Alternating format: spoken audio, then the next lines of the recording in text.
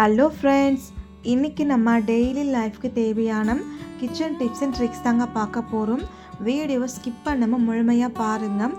அப்போ தாங்க பார்க்குறவங்களுக்குமே புரியும். இப்போ நம்ம வீடியோக்குள்ளே போகலாங்க. ஃபஸ்ட்டு டிப்பு என்னன்னு சொல்லி பார்க்கலாங்க.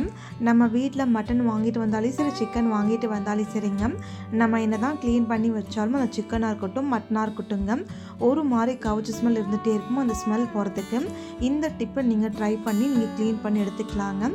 நான் இன்றைக்கி மட்டன் எடுத்துருக்கேன். மட்டன் மேலே பார்த்தீங்கன்னா ஒரு 1/4 ஸ்பூனுக்கு மட்டும் மஞ்சள் தூள் நான் சேர்த்துக்கிறேன்.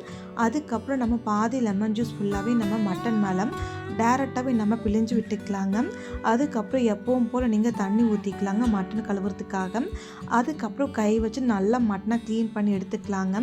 இது போல் நீங்கள் ஒரு டைம் லெமன் தண்ணி மஞ்சள் தூள் போட்டு நல்லா கலக்கிட்டு அதுக்கப்புறம் நார்மல் தண்ணியில் ஒரு டைம் நீங்கள் மட்டனை க்ளீன் பண்ணி ஒரு பிளேட்டுக்குள்ளே எடுத்து வச்சு பாருங்கள். மட்டன் நல்லா ஃப்ரெஷ்ஷாக இருக்கும். இந்த மாதிரி நீங்கள் க்ளீன் பண்ணி செய்யும்போது மட்டன் குழம்பு இன்னும் ரொம்ப டேஸ்ட்டாகவே இருக்கும். கண்டிப்பாக இந்த டிப்பு உங்களுக்கு ரொம்ப யூஸ்ஃபுல்லாக இருக்குங்க. மறக்காமல் நீங்கள் ட்ரை பண்ணி பாருங்கள். அடுத்த டிப்பு என்னன்னு சொல்லி பார்க்கலாம். நான் இன்றைக்கி பூரி செய்ய போகிறேன். நம்ம எப்போ பூரி செஞ்சாலும் சரிங்க, எப்போதுமே எண்ணெய் நம்ம ஊற்றி காய வைக்கிறோம் தானே. பூரி போகிறதுக்கு முன்னாடி அந்த எண்ணெய்க்குள்ளே ஒரு கொஞ்சம் அளவுக்கு மட்டும் சால்ட்டு சேர்த்துக்கோங்க. அதுக்கப்புறம் எப்போதும் போல் நீங்கள் பூரி பொரிச்சு எடுத்திங்கன்னா அந்த பூரியில் எண்ணெய் சேராது. அதுவும் மட்டும் இல்லாமல் அந்த எண்ணெய்க்குள்ளே சீக்கிரமாகவே கசடுமே தங்காதுங்க. இப்போ நம்ம ஒரு பூரி போல் போட்டுட்டோம். இப்போ நம்ம 2 சைடு நம்ம திருப்பிக்கலாங்க. 2 சைடு திருப்பிட்டு அந்த பூரி நம்ம எடுத்துக்கலாங்க. ஃபஸ்ட்டு பூரி எடுத்தோன்னே நீங்கள் பார்த்தீங்கன்னா லைட்டாக மேலே எண்ணெய் தெருமா இருக்கும். அந்த கரண்டில் நீங்கள் 1 நிமிஷம் போல் அப்படியே பிடிக்கும் போது அந்த எண்ணெய் ஃபுல்லாகவே கீழே வந்துடுங்க. பாருங்கள், பூரி மேலே இருக்கிற எண்ணெய் சுட்ட எல்லாம் கீழே வந்துடுச்சு. இது போல் நம்ம செஞ்சு பூரி எடுத்து நம்ம வச்சுக்கிட்டா அந்த பூரி மேலே எண்ணெய் இருக்காது. அதுவும் மட்டும் இல்லாமல் அந்த எண்ணெய்க்குள்ளே சீக்கிரமாக கசடுமே தங்கவும் செய்யாதுங்க. கண்டிப்பாக நீங்கள் ட்ரை பண்ணுங்கள்.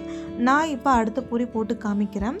முக்கியமான ஒரு டிப்ஸுங்க, நீங்கள் எப்போ பூரி செஞ்சாலும் சரிங்க, கொஞ்சம் எண்ணெய் நல்லா காஞ்சிருக்கணும். அதுக்கப்புறம் நீங்கள் பூரி செஞ்சிங்கன்னா அந்த எண்ணெய் உரியாமல் இருக்கும். ஒரு வேளை எண்ணெய் காயத்துக்கு முன்னாடி பூரி போட்டிங்கன்னா எண்ணெய் சீக்கிரமாக உறிஞ்சிருங்க.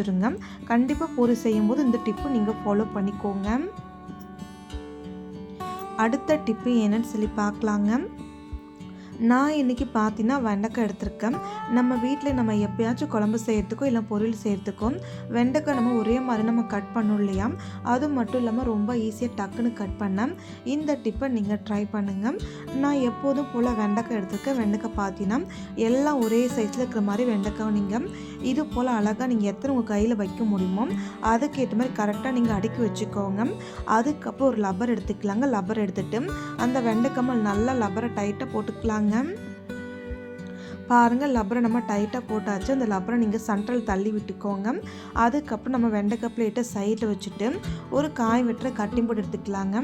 அதுக்கப்புறம் நம்ம கத்தி எடுத்துக்கலாங்க. கத்தி எடுத்துகிட்டு ஃபஸ்ட்டு நம்ம வெண்டைக்காயோட மேல் பகுதிக்கு தானே அதை நம்ம ரிமூவ் பண்ணிக்கலாங்க. பாருங்கள், ஒரே டைமில் வெண்டைக்காய் முன்பகுதி ஃபுல்லாகவே நம்ம கட் பண்ணி எடுத்தாச்சு. அதே போல் வெண்டைக்காயோட வெளிப்பக்கம் பாருங்கள், அந்த பின்னாடி சைடு இதே போல் ஒரே மாதிரி கட் பண்ணி எடுத்துக்கலாங்க. இது மாதிரி நீங்கள் கட் பண்ணி விட்ட பின்னாடி உங்களுக்கு எந்த அளவுக்கு வெண்டைக்காய் கட் பண்ணுமோ அதுக்கேற்ற மாதிரி நீங்கள் சின்னசாகவும் கட் பண்ணிக்கலாம். அப்படிலாம் நீங்கள் பெருசாகவும் நீங்கள் கட் பண்ணிக்கலாங்க. நான் இன்றைக்கி பார்த்தீங்கன்னா எப்போதும் போல் கட் பண்ணிக்கிட்டுங்க.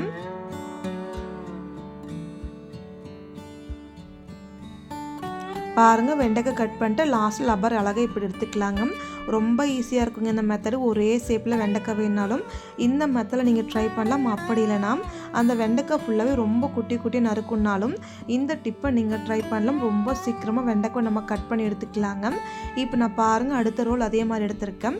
திரும்பவும் நம்ம 2 பக்கம் கட் பண்ணி எடுத்து அதுக்கப்புறம் நம்ம தேவையான அளவுக்கு நம்ம சின்ன சைஸை நம்ம கட் பண்ணி எடுத்துக்கலாங்க. இதனால் ரொம்பவே டைமும் சேவ் ஆகுங்க. கண்டிப்பாக நீங்கள் ஒரு டைம் ட்ரை பண்ணி பாருங்கள். அடுத்த டிப்பு என்னன்னு சொல்லி பார்க்கலாங்க.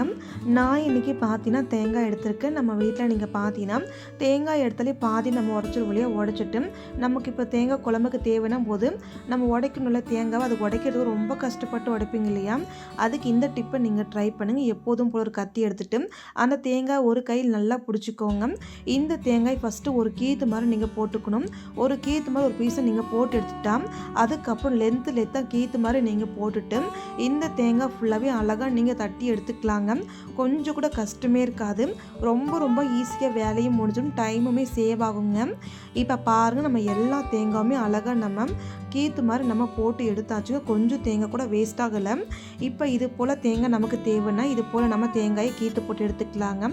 ரொம்ப ஈஸியாக இருக்கும். மறக்காமல் நீங்களும் ஒரு வாட்டி ட்ரை பண்ணி பாருங்கள். அடுத்த டிப்பு என்னன்னு சொல்லி பார்க்கலாங்க. நான் இன்றைக்கி பார்த்தீங்கன்னா ஒரு பக்கெட்லாம் தண்ணி ஊற்றிக்கிட்டேன். அதுக்கப்புறம் ஒரு சின்ன குண்டால் சுடு தண்ணி ஊற்றிக்கிட்டுங்க. இந்த 2 தண்ணி நல்லா மிக்ஸ் ஆகி நல்லா விதன்னு மட்டும்தாங்க இருக்குது. அதுக்கப்புறம் இதுக்குள்ளே நீங்கள் 1 ஸ்பூன் அளவுக்கு நீங்கள் டிடர்ஜென்ட் பவுடர் சேர்த்துக்கலாங்க. நான் இன்றைக்கி சர்ஃபைசஸ் பவுடர் சேர்த்துருக்கேன். நீங்கள் எந்த துணி பவுடர்னாலும் நீங்கள் சேர்த்துக்கலாம். அதுக்கப்புறம் கை வச்சு நல்லா நீங்கள் கலந்து விட்டுருங்க. கலந்து விட்ட பின்னாடி இது கூடவே நீங்கள் ஒரு 1.5 ஸ்பூன் அளவுக்கு நீங்கள் கல்லுப்பு கட்டாயமாக சேர்த்துக்கணும். கல்லுப்பு சேர்த்து ஒரு டைம் கை வச்சு நல்லா கலக்கி விட்டுக்கோங்க. இது போல் நம்ம நல்லா கலக்கி விட்ட பின்னாடி நம்ம வீட்டில் மேட்டெல்லாம் இருக்குது தானே, மேட்டு ஃபுல்லாக ஒவ்வொரு மேட்டை எடுத்துகிட்டு இந்த பக்கெட் உள்ளுக்குள்ளே நீங்கள் பார்த்தீங்கன்னா நல்லா கை வச்சு அழுத்தி விடுங்க.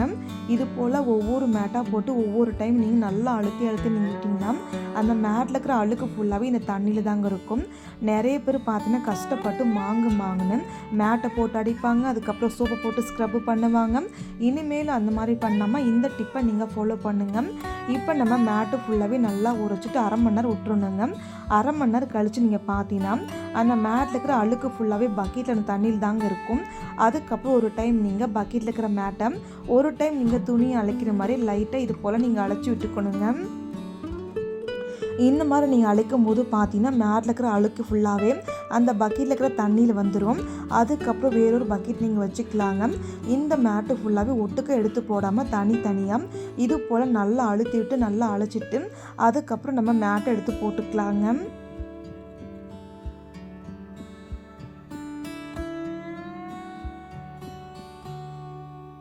அதுக்கப்புறம் நம்ம வேறொரு பக்கெட்டில் தண்ணி திருப்பி விட்டுக்கலாங்க. தண்ணி திருப்பி விட்டுட்டு மறுபடியும் நம்ம 2-3 டைமு இந்த மேட்டை நம்ம அழைச்சி எடுத்துக்கலாம். நீங்களே பாருங்கள், நான் 2-3 டைம் அழைச்சிங்க. அப்பவும் கூட அந்த மேட்டில் இருக்கிற அழுக்கு வந்துகிட்டே இருந்துச்சுங்க. அந்த அளவுக்கு சூப்பராக க்ளீனாக இருக்கும்.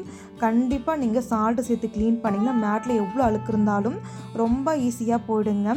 இப்போ நம்ம க்ளீன் பண்ணிட்டோம். அதே மாதிரி இன்னொரு பக்கெட்டுக்கு மேட்டு ஃபுல்லாக மாற்றிட்டு மறுபடியும் நம்ம இன்னொரு வாட்டி நல்லா அழைச்சி எடுத்துக்கலாங்க. பாருங்கள் எந்த அளவுக்கு பளிச்சுன்னு இருக்கு மேட்டு, நீங்களே பார்த்தா தெரியும். அந்தளவுக்கு சூப்பராக மேட்டு ஃபுல்லாகவே க்ளீனாக இருக்குங்க. இப்போ இந்த தண்ணி நம்ம ஊற்றிட்டு பக்கெட் நம்ம அழைச்சிக்கலாங்க. இந்த பக்கெட் நம்ம திரும்பவும் நான் தண்ணி திருப்பி விட்டுக்கிறேன். லாஸ்ட்டாக நீங்கள் ஃபைனலாக மேட் அழைக்கிறதுக்காக கொஞ்சம் போல் கம்போர்ட் சேர்த்துக்கலாம். அப்போல்லாம் நீங்கள் டெட்டால் சேர்த்துட்டு அதுக்கப்புறம் நீங்கள் மேட்டை அழைச்சி எடுத்துக்கலாங்க. நீங்கள் மேட் அழைக்கும் போது புழிஞ்செல்லாம் எடுக்காதீங்க, அப்படியே நீங்கள் அழைச்சி மட்டும் எடுத்துக்கோங்க. பாருங்கள் மேட்டு ஃபுல்லாகவே நம்ம அழைச்சி எடுத்தாச்சு. அதுக்கப்புறம் எப்போதும் போல் மேட்டை கொண்டு போய் நீங்கள் வெயிலில் காய வச்சா மட்டும் போதும்.